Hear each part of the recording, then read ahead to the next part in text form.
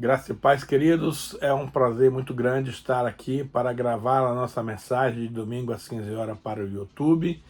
E eu quero convidar a todos para participarem desse momento importante, especialmente pelo assunto que nós vamos tratar hoje. Hoje nós vamos tratar da seguinte questão: de onde você veio? Antes de tudo, vamos ter uma palavra de oração. Senhor, nosso Deus e nosso Pai, muito obrigado, Senhor, pelo privilégio que o Senhor me concede em ministrar a Tua palavra para o Teu povo. Senhor, eu reconheço que de mim mesmo eu não tenho nada para oferecer. Porém, o Senhor vai me ungir com Teu Santo Espírito e essa palavra será poderosa para transformar todos aqueles que nos assistem neste momento. Ó Senhor, derrama o Teu Espírito Santo sobre a minha vida para que eu fale não no natural, mas baseado na unção do Espírito. Também, Senhor, conceda para aqueles que nos assistem uma unção de revelação e de sabedoria no pleno entendimento da Tua palavra. E desde já, Papai, nós damos a Ti toda a honra, toda a glória e todo louvor e o fazemos, Pai, em nome de Jesus. Queridos, a ciência diz que o homem veio do macaco, mas eu quero contrariar este princípio dizendo para você que eu não vim de macaco, eu vim de Deus. Eu sou filho do Deus Altíssimo e como tal quero representá-lo dignamente nesse planeta chamado Terra. Então, quando te perguntar de onde você veio, não diga que você veio de Curitiba, da Bahia, de São Paulo. Não, eu vim de Deus. Eu vim do céu, eu sou um cidadão do céu. Veja o que nos diz Jó, capítulo 12, versículo 9 e 10. Qual dentre todos estes não sabem que a mão do Senhor fez isto? Na sua mão está a alma de todo ser vivente e o espírito de todo gênero humano. Que palavra, meus amados. Muita gente pensa que os animais têm espírito. Não tem. O único ser que tem espírito é o ser humano. Os animais têm alma. Eles são amados do Senhor, são criatura de Deus, mas o único ser que tem espírito é o ser humano, como está escrito aqui na palavra. Qual entre todos estes não sabem que a mão do Senhor fez isto? Na sua mão está a alma de todo ser vivente e o espírito de todo gênero humano. Olha só, alguns estudiosos afirmam que o ser humano evoluiu do macaco, mas eu quero lhe dizer que eu não vim do macaco, eu vim de um Deus, porque esse texto de Jó nos afirma que somente os seres humanos têm espírito humano. Todo ser vivente tem alma, animais, vegetais, mas espírito somente o ser humano possui, vindo da parte de Deus. Observe, querido, um detalhe. Depois da queda de Adão, as pessoas trazem em si a imagem de Adão. Quando Adão pecou, a partir daí, todos os seres que nasceram são filhos de Adão e, como tal, carregam o DNA danificado de Adão após a sua desobediência no Jardim do Éden. Vejamos um texto de Gênesis 5, de 1 a 5, que diz assim: Este é o livro da genealogia de Adão. No dia em que Deus criou o homem, à semelhança de Deus o fez, homem e mulher os criou e os abençoou. E lhes chamou pelo nome de Adão no dia em que foram criados. Viveu Adão 130 anos e depois gerou um filho à sua semelhança, conforme a sua imagem, ele chamou de Sete. Depois que gerou a Sete, viveu Adão 800 anos e teve filhos e filhas. Os dias todos da sua vida de Adão foram 938 anos. Olha só, Adão foi feito filho de Deus, mas desobedeceu ao comando, à ordem do Senhor e caiu, perdeu a sua filiação em Deus e se tornou filho do diabo, porque a partir de então o Adão passou a obedecer às ordens de Satanás. Então, passaram 130 anos e Adão teve outro filho, o qual deu o nome de Sete. E a partir daí, todos os filhos de Adão têm o DNA do pai, que é Adão, o DNA pecaminoso. E isso trouxe sérios transtornos para a humanidade até os nossos dias. Então a Bíblia também diz que quando Sete nasceu, o homem passou a invocar o nome do Senhor. Então Sete é uma figura importante na genealogia, porque os dois primeiros filhos de Adão, o Abel, era um bom menino, mas o seu irmão, movido de inveja, o matou. E por causa disso, Caim foi banido da presença de Deus, por causa disso, e aí teve que Adão ter mais um filho chamado Sete, a partir do qual a genealogia se estabeleceu a partir de então. Observe que o texto afirma que Adão foi criado à imagem e semelhança de Deus, mas Adão pecou, sendo destituído da glória de Deus e tendo morte espiritual, se tornou dicotômico, ficando apenas com corpo e alma. O seu espírito estava nele, mas estava inativo, estava offline. Então, o filho de Adão, chamado Sete, foi gerado à imagem e semelhança de Adão, Adão caído, passando então o DNA contaminado de Adão a contaminar toda a raça humana. Por causa disso, Jesus teve um pai humano. Jesus não teve um pai humano, porque se ele fosse gerado de um pai humano, não poderia fazer a nossa redenção. Mas Jesus foi gerado pelo Espírito Santo no ventre de uma virgem chamada Maria, e ele veio ao mundo com uma missão especial: resgatar o homem caído, o homem perdido, para voltar aos princípios iniciais, receber de novo a imagem de Deus, que é o espírito humano recriado, aí, perfeito, conforme Deus assim estabeleceu. Então Jesus disse para os seus discípulos, especialmente para Nicodemos, que era um grande teólogo, que se você não nascer de novo, você não pode ver o reino de Deus. Ou mais, se você não nascer da água e do Espírito, não pode entrar no reino de Deus. Veja que, por que Adão, por que hoje o homem tem que nascer de novo? Porque o seu primeiro nascimento, que é o nascimento natural, nasceu da nossa mãe, você estava morto nos seus delitos e pecados. Aí a necessidade de nascer de novo. Vejamos o que nos diz João 3, de 3 a 6. A isto respondeu Jesus: em verdade, te digo, se alguém não nascer de novo, não pode ver o reino de Deus. Perguntou-lhe Nicodemos: como pode o homem nascer sendo velho? Pode, porventura, voltar ao ventre materno e nascer a segunda vez? Respondeu Jesus: em verdade te digo, quem não nascer da água e do Espírito não pode entrar no reino de Deus.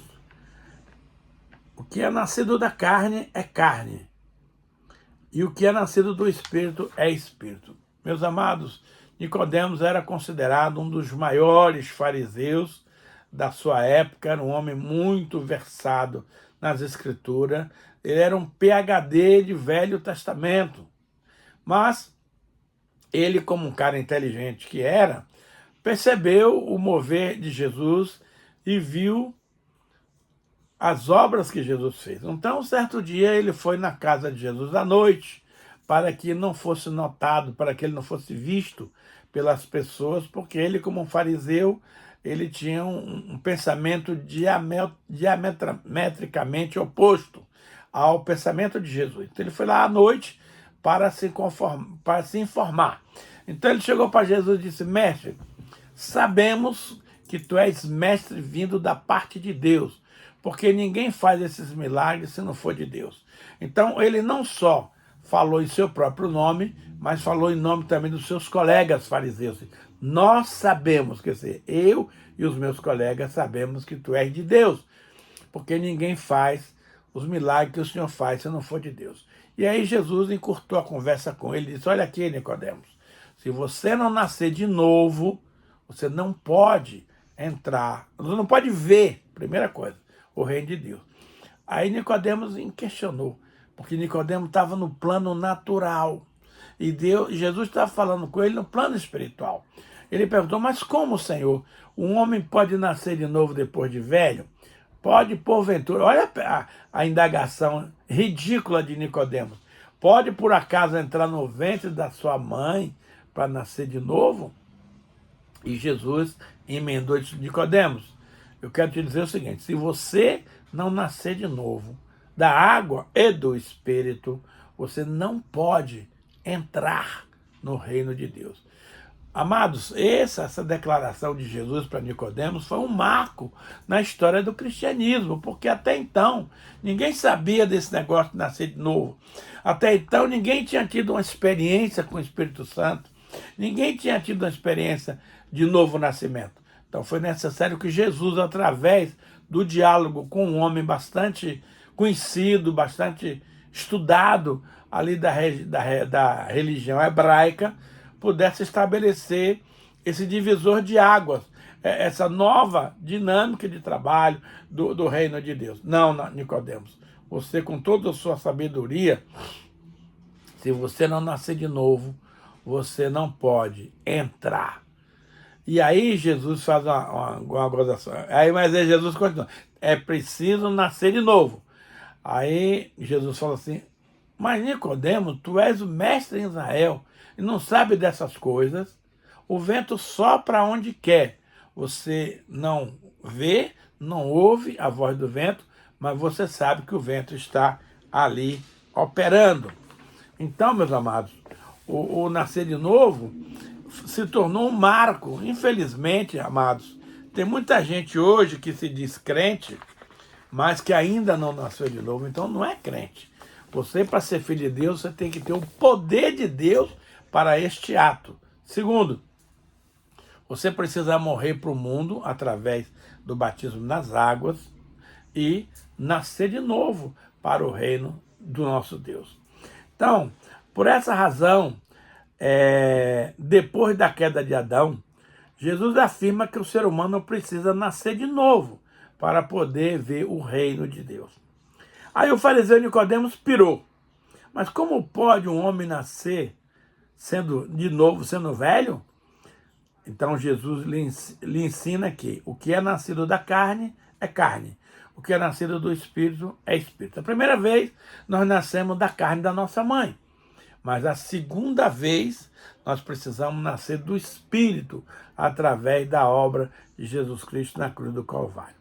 Por causa disso, é que eu e você precisamos nascer de novo, da água e do Espírito, para entrarmos no reino de Deus. Nascer da água é através do batismo nas águas. Nascer do Espírito, e aí só Deus faz, é quando você declara Jesus como Senhor e Salvador. Deus não nos lava através da palavra. Ele troca o coração de pedra por um coração de carne, coloca dentro de nós um espírito novo e nós passamos a funcionar online, porque antes nós estávamos offline.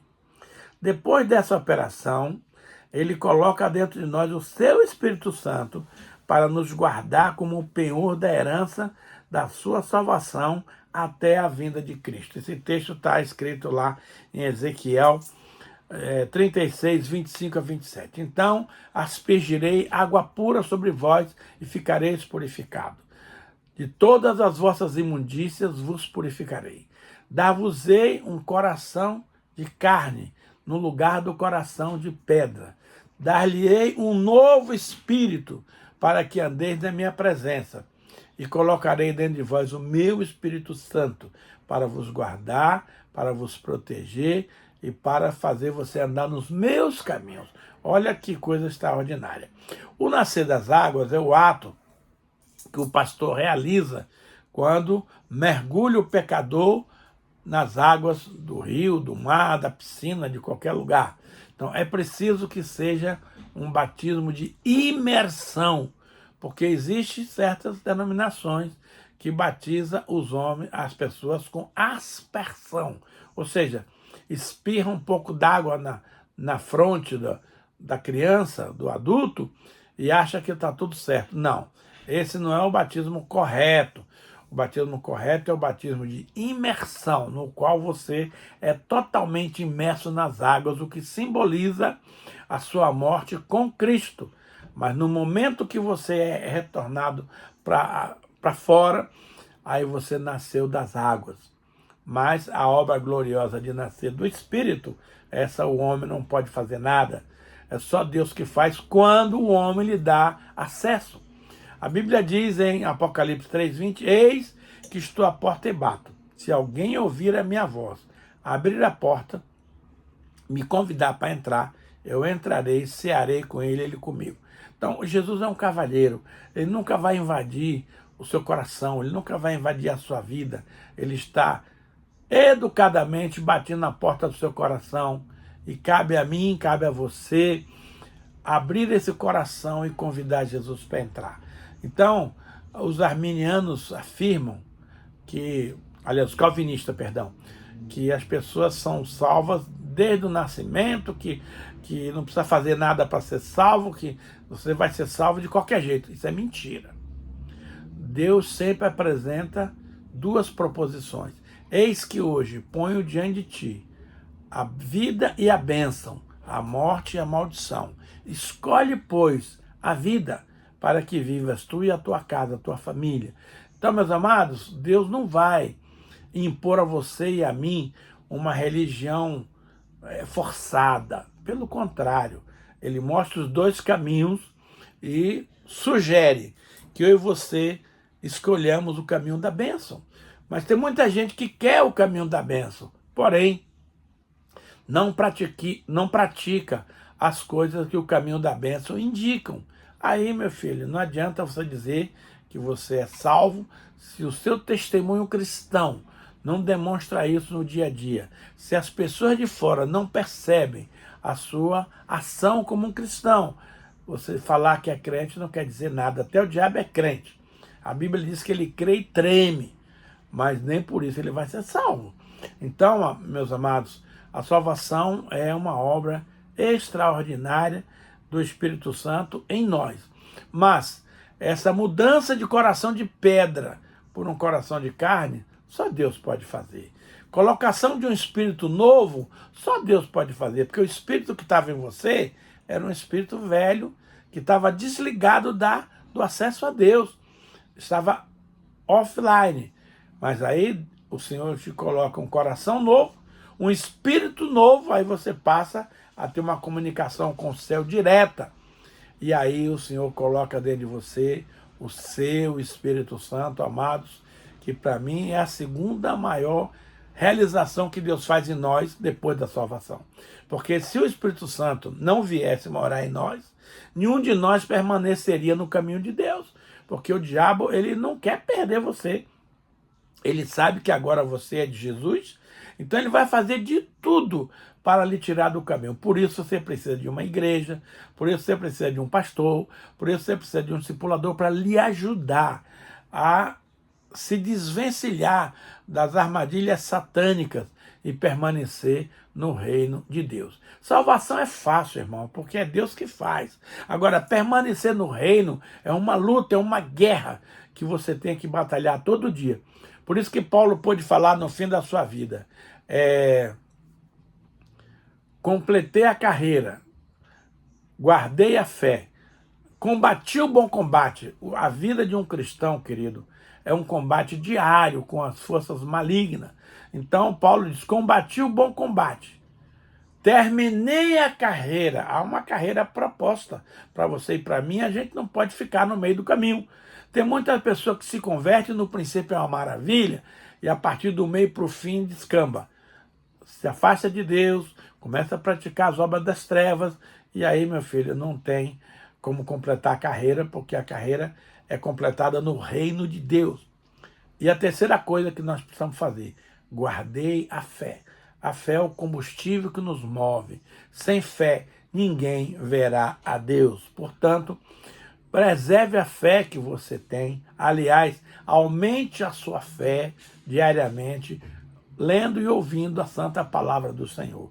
É a única maneira de você aumentar a fé. Não adianta você chegar no supermercado e dizer assim, me dá aí 250 gramas de fé. Não existe isso. A fé é de graça, mas custa caro, porque você precisa abrir mão dos seus entendimentos humanos naturais para entrar na esfera espiritual, para aí então poder desfrutar de uma fé maravilhosa que nos leva a caminhar no reino de Deus. Os judeus não aceitaram ao Messias Jesus. Por quê? Se Jesus veio para os que eram seus. Olha o que diz a palavra aqui em João 1, 11 a 13. Jesus veio para os que eram seus, e os seus não o receberam.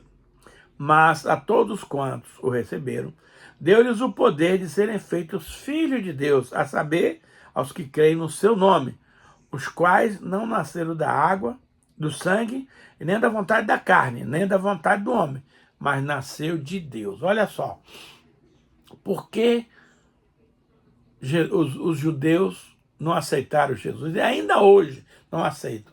Porque a Bíblia diz, meus irmãos, que Deus endureceu o coração dos judeus para não aceitar Jesus. Isso do ponto de vista espiritual.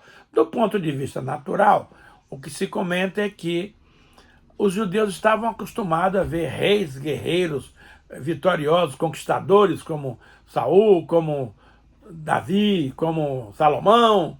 E aí Jesus é um rei pacífico, é um rei de paz, é um rei que veio resgatar o homem, veio libertar o homem do pecado. Mas o judeu queria que Jesus libertasse a sua nação da escravidão romana. Quando Jesus nasceu, Israel estava cativo dos romanos. Então, o que eles queriam o quê? Que Jesus libertasse Israel dos romanos. Jesus não veio para isso.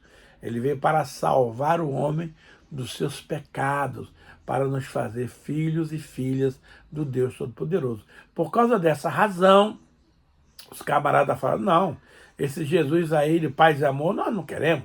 Nós queremos um Messias vitorioso, guerreiro, que vai nos libertar dos nossos inimigos humanos. Jesus veio nos libertar dos nossos inimigos espirituais. Então, essa discrepância de entendimento fez com que os judeus não aceitassem a Cristo. E ainda hoje, estamos no século 21, próximos à volta de Jesus, e os judeus estão esperando o Messias. Quando a gente vai a Israel, normalmente o ministro do turismo faz uma palestra para os peregrinos. E eles falam, olha, a diferença de nós, judeus, para vocês, cristãos, crentes, é que vocês estão esperando a segunda vinda de Jesus. E nós estamos esperando a primeira. Ou seja, estamos sempre esperando o mesmo Messias, mas com a diferença fundamental. Porque Jesus já veio, realizou aqui o ato de purificação, de santificação, de conversão do ser humano, e agora ele prometeu que ele iria, mas que voltaria para nos buscar, né? Lá em João 14, diz assim, na casa do meu pai há muitas moradas, se assim não fosse eu vos teria dito, vou preparar-vos lugar, para que onde eu estou, vós estejais lá comigo, e eu voltarei para buscar vocês. Então o que nós hoje fazemos, amados, é esperar a bendita vinda do Senhor para nos levar com Ele, para morar na glória, para morar no reino celestial. Então, é muito importante você ter esse discernimento. Então, uma vez que os judeus não quiseram a Cristo, Jesus abriu espaço para que qualquer um outro que não seja judeu pudesse receber o poder para se tornarem filhos de Deus. Se tornar filho não é como tomar um copo d'água, meu irmão. Precisa que Deus conceda um poder sobrenatural para que você aceite a Jesus como teu Senhor e Salvador e se promova uma mudança radical na sua vida, nos seus princípios, no seu dia a dia. Por isso que Romanos 12:2 diz, não vos conformeis com este século, este mundo, mas transformai-vos pela renovação da vossa mente, para que experimenteis qual seja a boa, perfeita e agradável vontade de Deus para a sua vida. O homem, durante a sua existência, recebeu muitas informações da sociedade, da família, dos pastores, da religião, da mídia, mas, infelizmente, são conceitos retrógrados, ultrapassados, que hoje não tem mais cabimento. Então, se você aceitou a Cristo, mas não renovou sua mente, você vai permanecer no reino das trevas. Então, a mudança tem que ser radical. 2 Coríntios 5,17 diz, e assim, quem está em Cristo é nova criatura. As coisas velhas se passaram e eis que tudo se fez novo. Então você percebe por aí muita gente dizendo que é crente, mas praticando os princípios antigos da sua conduta humana. Não nasceu de novo. Quem nasceu de novo quer o reino de Deus, quer Jesus, quer obedecer, quer permanecer na palavra. Então, meus amados, é muito importante nascer de novo. E o nascer de novo você só acontece quando Deus te dá a condição, dá o poder para você se desvencilhar das coisas antigas e entrar no novo de Deus. É muito interessante que quando essa operação ela acontece de verdade, as mudanças são automáticas e você não fica mais naquela velha situação de fazer as coisas erradas. Você tem prazer no novo, você tem prazer em estudar as Escrituras, você tem prazer de adorar a Deus, você tem prazer de obedecer a palavra de Deus. É uma outra vida, meus amados, é uma outra situação. Então, se você não passou por essa metamorfose, palavra bonita, né?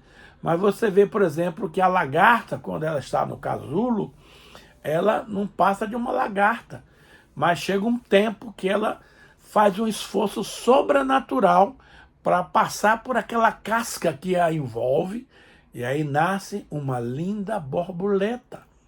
Então, aquela larva que era um inseto, agora ela se transforma numa linda borboleta que voa por aí, trazendo beleza para a humanidade. Então, o cristianismo é isso. Você passa por uma metamorfose. Você que era uma lagarta feia, sem graça nenhuma, passa por um aperto e você nasce de novo. Que coisa linda. Infelizmente, amados, esse é um assunto que não é muito ensinado nas igrejas. Então as pessoas estão aí vivendo um cristianismo fajuto, né, cheio de pecado, cheio de erro, e a pessoa não experimenta o novo, a novidade, as maravilhas, as delícias que o Senhor nos proporciona para aqueles que verdadeiramente tiveram a experiência de nascer de novo, ser batizado nas águas, receber o batismo com o Espírito Santo e aí sim, viver uma vida cristã saudável, linda, maravilhosa, onde a sua vida passa a ser um modelo, um exemplo para as pessoas de um modo em geral. Então veja bem, se você não passar por essa experiência, lamento te dizer que você está em religião. E o grande mal dos nossos dias é a religiosidade. Pessoas que querem uma religião de aparência, de propaganda falsa, de fake news, mas que na verdade não se reflete numa vida transformada pelo Espírito Santo, transformada num verdadeiro filho, numa verdadeira filha do Senhor. Nós sabemos que Jesus é de origem judaica e ele veio para o mundo exatamente para resgatar os seus patrícios, mas os judeus não aceitaram e ainda hoje não aceitam. Isso foi uma provisão de Deus para que nós gentios pudéssemos entrar na bênção da salvação.